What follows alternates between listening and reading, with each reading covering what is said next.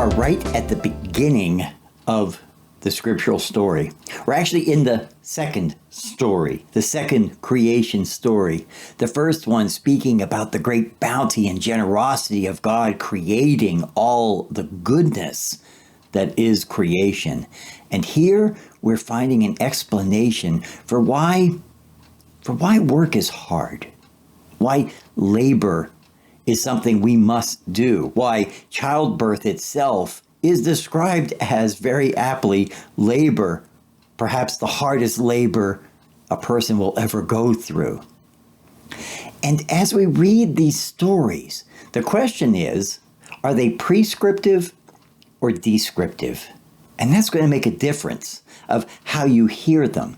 If you hear the story as a prescription, you will be cursed for your sin, for your disobedience. And therefore, whatever you do, this is going to be the case because it is the punishment for the crime. Well, then you won't be able to hear it as descriptive, as people's understanding through storytelling of how things have come to be the way they are, explaining why we have to work to coax food from the earth, why childbirth is difficult. And the answer to that in this story is that we have sought as human beings to know the difference between right and wrong. Would you give that up?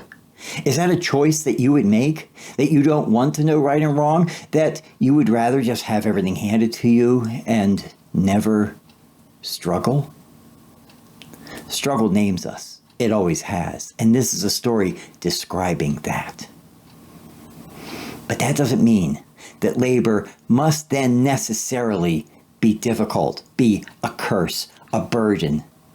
Are we striving for good? Because that's why we paid this price. Let us be the people who want to bring about what is good and right, and we'll roll up our sleeves and do the work to make it happen.